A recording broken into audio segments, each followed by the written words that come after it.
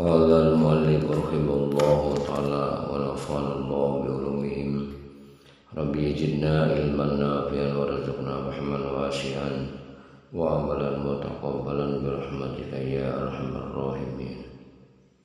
بسم الله الرحمن الرحيم. الفصل العشرون في بيان الخلوة والعزلة. فالخلوة والعزلة على وجهين ظاهر وباطن.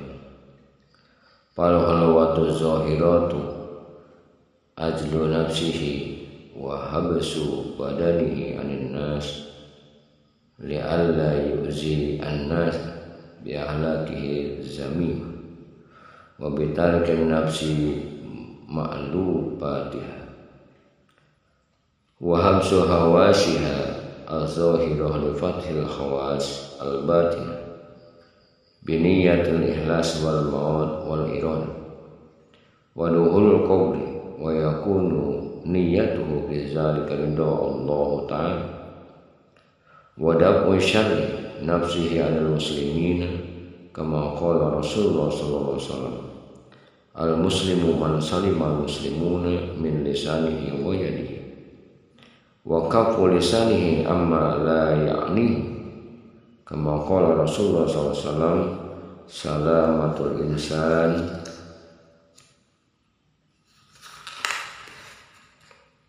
min kibalil lisan. Tentang halwat dan uzlah. Halwat dan uzlah ada dua bentuk, lahir dan batin. Halwat lahir dalam bentuk mengasingkan diri dan menjaga badan untuk tidak bertemu orang sehingga tidak menyakiti hati orang lain akibat akhlaknya yang buruk serta meninggalkan apa yang disenangi hawa nafsu.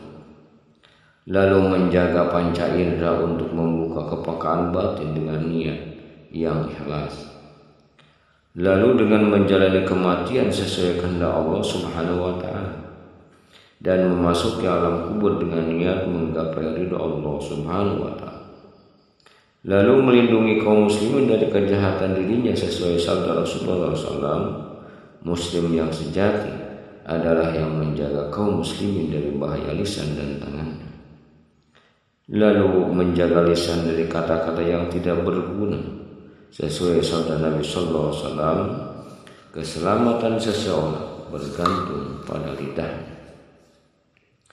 Wa kafu ainaihi 'anil hiyanati wan nazil al haram wa qaza kafu uzunaihi wa yadayhi wa rizlaihi kama qala Rasulullah sallallahu alaihi wasallam: al ainani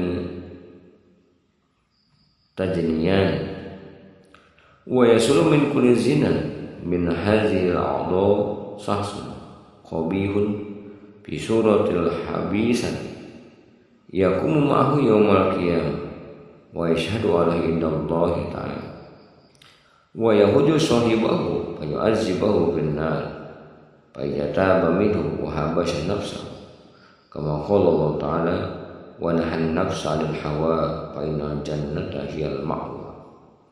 Tabaddala suratuhu al-habisa ila suratihi amrati malih wa yahuju sahibat ila jannah wa yanju min syarri.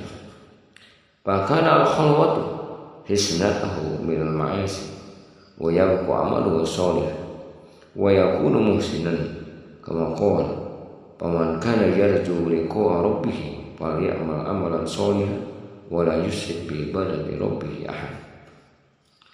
Lalu menjaga kedua mata dari pandangan khianat dan melihat yang diharamkan. Lalu menjaga kedua telinga, tangan dan kakinya. Sesuai sabda Nabi SAW, dua mata pun bisa berzina. Perzinahan dari setiap anggota badan tersebut akan menghasilkan sosok teman jahat yang buruk rupa. Pada hari kiamat kelak ia berdiri bersama dan menjadi saksi perzinahan di hadapan Allah Subhanahu wa taala. Lalu ia akan menyeretnya ke neraka dan Allah Subhanahu wa taala pun mengajaknya jika ia bertobat dari perzinahannya dan menjaga diri tidak mengulanginya lagi sesuai firman Allah Subhanahu wa taala, dan orang-orang yang menahan diri dari keinginan hawa nafsu, maka sesungguhnya surga tempat tinggalnya. Al-Quran Surah An-Nazi'at surah ke-79 ayat 40 hingga 42. Maka berubahlah wajah teman yang buruk itu menjadi wajah pemuda tampan, lalu ia mengajaknya menuju surga, sehingga ia pun selamat dari kejahatan temannya itu. Maka khalwat adalah pelindungnya dari berbagai maksiat, sehingga amalnya tetap baik atau soleh. Sebagaimana firman Allah Subhanahu wa ta'ala, orang yang mengharapkan ingin bertemu dengan Tuhan hendaklah melaksanakan amal soleh dan tidak boleh menyekutukan apapun dalam beribadah kepada Tuhan. Al-Quran Surah Al-Kahfi surah ke-18 ayat 110. Wa amal khalwatul batin atau pahit alla yudhila fi qalbihi minat tafakkurat an-nafsaniyah was syaitaniyah misli mahabbatil ma'kulat wal masrubat wa misli mahabbatil ahli wal iyal wa misli mahabbatil hayawanat kal faras wa nahwihi war riba war riya wa sum'ah wa syuh, kama qala Rasulullah SAW as-suhrat apatu wa kullu ma yatamannaha wal khumul rahatun wa kullu ma yatawaqqaha wa la yudahhila fi qalbi bi ihtiyarihi misla kibri wa uzr wal bukhli wa ghazal min az-zaman fa ijadahu fil qalbi al khalwati min hazi zaman fasadat khalwat wa qalbu wa fasada ma fi qalbi min a'mali sholihat wa lisan fa baqi al qalbu bila manfaati kama qala Allah ta'ala inna Allah la yuslihu amal mufsidin fa kullu man kana fihi min hadil mufsidat fa huwa minal mufsidin wa in kana fi zahiri suratus sholih. Kama qala Rasulullah SAW al-kibru wal uzbu yufsidani iman. Kama qala Rasulullah SAW al-ghibatu asaddu minaz zina. Kama qala Rasulullah SAW al-hasad ya'kulul hasanat kama ta'kulun narul hab. Wa qala Rasulullah SAW al-fitnatu na'imatun la'anallahu man ayakhaz. Adapun khalwat batin adalah berusaha tidak memasukkan pikiran-pikiran hawa nafsu setan ke kalbu, seperti hobi makan, minuman, mencintai keluarga dan kerabat, mencintai binatang seperti kuda dan sebagainya. Juga dari riya, sum'ah, dan popularitas. Sebagaimana sabda Nabi SAW, popularitas adalah bencana, termasuk apa yang mengarah kepadanya. Sedangkan menenggelamkan diri dari segala sesuatu yang mendorongnya adalah kedamaian. Selain itu, berusaha secara sengaja tidak memasukkan seperti sifat sombong, ujub, bakhil, pelit, dan sifat-sifat tercela ke kalbunya. Jika salah satu sifat-sifat tercela tersebut masuk ke kalbu orang yang khalwat, maka rusaklah khalwatnya dan kalbunya. Rusak pula amal-amalan dan kebaikan di dalam kalbunya, maka tinggallah kalbu tidak bermanfaat. Sebagaimana firman Allah Subhanahu wa ta'ala, sesungguhnya Allah tidak akan membiarkan terus berlangsung pekerjaan orang-orang yang membuat kerusakan. Al-Quran Surat Yunus surat ke-10 ayat 81. Maka setiap orang yang di dalam kalbunya terdapat sifat-sifat rusak ini, maka ia termasuk orang-orang yang membuat kerusakan, meskipun lahirnya ia tampak soleh. Rasulullah SAW bersabda, sombong dan ujub itu merusak iman. Nabi SAW bersabda, mengumpat itu lebih berat dosanya dari zina.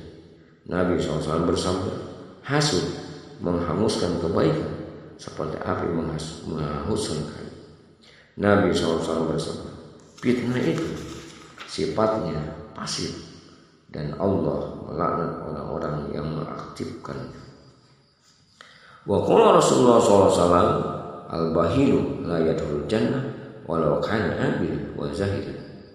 Wa qala Rasulullah SAW an-namam la yadkhulul jannah wa ghayra dzalik min al-hadis bil akhlaq az-zamim fa hadza mahallul ihtiyat.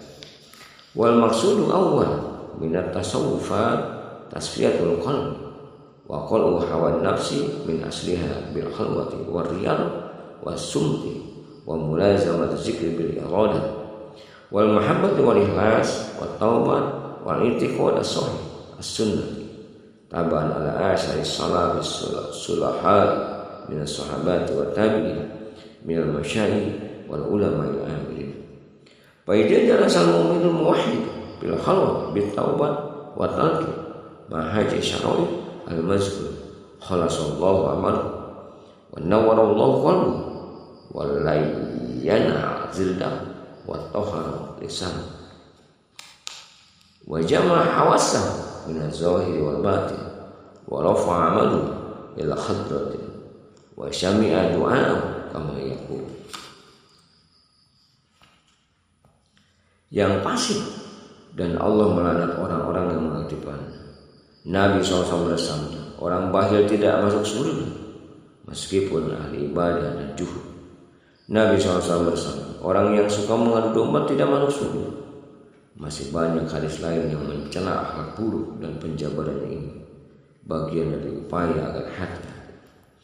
Tujuan dari tahap-tahap awal penyucian adalah menyucikan kalbu dan mencabut hawa nafsu dari akarnya dengan khalwah atau riya, diam dan melazimkan zikir disertai api cinta atau iradah, mahabbah, ikhlas, taubat dan i'tikad baik yang sesuai sunnah Nabi SAW, serta tetap mengikuti tradisi kaum salafus saleh dari kalangan sahabat, tabi'in dan para masyayikh serta ulama.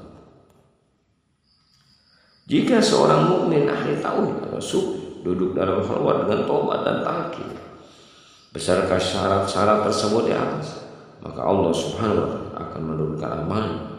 Dia akan menerangi kalbunya, dia melembutkan kulitnya, dia menyucikan lidahnya, dan dia satukan indranya yang lahir dan yang batin. Lalu dia mengangkat amalnya ke hadirat Allah Subhanahu wa taala dan dia mendengarkan doa.